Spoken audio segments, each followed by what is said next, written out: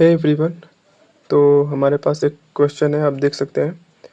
Question में इसको पहले एक बार अच्छे से हम लोग पढ़ लेते हैं कि क्या-क्या दिया है क्वेश्चन में। क्वेश्चन में यहाँ पे हमारे पास एक ट्रायंगल दिया हुआ है और पी से लेके क्यू तक की जो साइड है आपको 6 सेंटीमीटर दे रखा है और उसके बाद क्यू से लेके आर तक की जो साइड है ये 8 सेंटीमीटर का दिया है और पी से लेके आर तक की जो वैल्यू है वो आपको 10 सेंटीमीटर दे रखा है। इसके अलावा और सवाल में बहुत ज़्यादा कुछ नहीं बताया हुआ है। अब यहाँ पे हम लोग खुद से ये गेस कर सकते हैं कि अगर ये साइड आपको पी से लेके क्यू तक की जो साइड है, अगर ये 6 सेंटीमीटर की है और क्यू से लेके आर तक की जो साइड है वो 8 सेंटीमीटर की है और पी से लेके आर तक की जो साइड है वो 10 सेंटीमीटर की है, तो हम ये बता सकते हैं कि ये आपका एक ट्रिपलेट बन रहा है जो कि राइट एंगल ट्रायंगल है। यहाँ से हमको ये बात तो पता हो गई कि ये जो ट्रायंगल दिया गया है वो आपका राइट एंगल ट्रायंगल है। अब उसके बाद आगे बात करते हैं। सवाल में इस ट्रायंगल के अंदर एक स्क्वायर बनाया हुआ है जिसकी साइड आपको x सेंटीमीटर दिया हुआ है और सवाल में ये बोला है इस स्क्वायर का अगर एरिया निकालते हैं तो वो जो एरिया आता है वो आपका a/b के फॉर्म में आता है। तो आंसर हमसे ये पूछा है कि a प्लस बी की वैल्यू अब बताइए कितनी होगी। a प्लस बी की वैल्यू फाइंड आउट करनी है। तो अभी हम लोग देखते हैं इसको कैसे वर्कआउट करेंगे।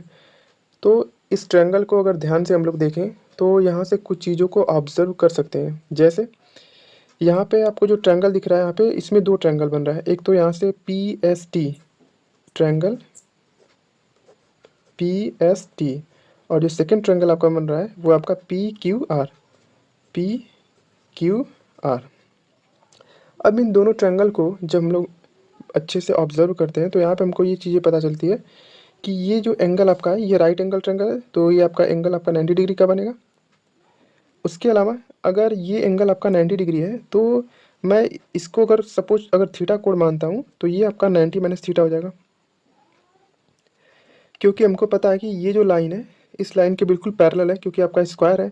तो जब ये लाइन इस लाइन के पैरेलल है तो अगर यहाँ पे 90 डिग्री का कोण बन रहा है तो इसका मतलब ये जरूर 90 डिग्री का कोण रहा होगा। तो ये आपका 90 डिग्री हो गया, ये 90 माइनस थीटा है तो इसका मतलब ये थीटा रहा होगा। तो यहाँ से हम लोग ये बात ऑब्जर्व कर लिए कि ये जो दोनों ट्रायंगल है आपका पी एस टी और ट्रायंगल पी क्यू आर ये दोनों आपस में क्या है, सिमिलर है। तो मैं इसको लिख सकता हूँ कि triangle P S T similar है ट्रायंगल पी क्यू आर के। अब यहाँ पे हमको कुछ नहीं करना है, केवल सिमिलरिटी को यहाँ पे लगा देंगे, उसके बाद इसका आंसर निकल जाएगा। अब हम लोग स्टार्ट करते हैं इसको। यहाँ से लेके यहाँ तक की जो साइड आपको दे रखा है वो x सेंटीमीटर है, तो हम ये बोल सकते हैं कि पूरी लेंथ आपको P से लेके Q तक 6 सेंटीमीटर दे रखा है। तो P से लेके S तक की जो लेंथ हो जाएगी वो 6 में से x को माइनस कर देंगे तो 6 माइनस x हो जाएगा। दूसरी बात, यहाँ पे आपको पूरा Q से लेके R तक की जो लेंथ दे रखा है वो आपको 8 सेंटीमीटर दे रखा है और उसके बाद P से लेके R तक की जो लेंथ है वो आपको 10 सेंटीमीटर दे रखा है। तो यहाँ से सिमिलरिटी को कैसे लगाएंगे, यहाँ पे अगर देखा जाए तो 90 माइनस थीटा, 90 माइनस थीटा के सामने की जो साइड है इस ट्रायंगल में पी एस टी ट्रायंगल में तो वो आपको यक्स दे रखा है, तो यहाँ पे लिखेंगे यक्स। उसके बाद इसी 90 माइनस थीटा के सामने अगर हम लोग बड़े वाले ट्रायंगल को देखें तो इसकी साइड आपको दे रखा है 8 सेंटीमीटर, तो इसके बटे में लिख देंगे 8 सेंटीमीटर इक्वल टू।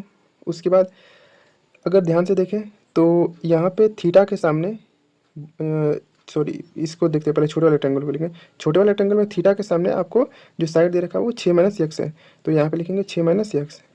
और बड़े वाले ट्रायंगल में थीटा के सामने की साइड आपको पूरी की पूरी 6 सेंटीमीटर दे रखा है, तो यहाँ पे 6 रख देंगे।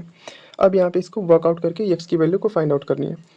इसको 2 से काटते हैं, 2 चौक 8, 2 तिया 6 हो जाएगा।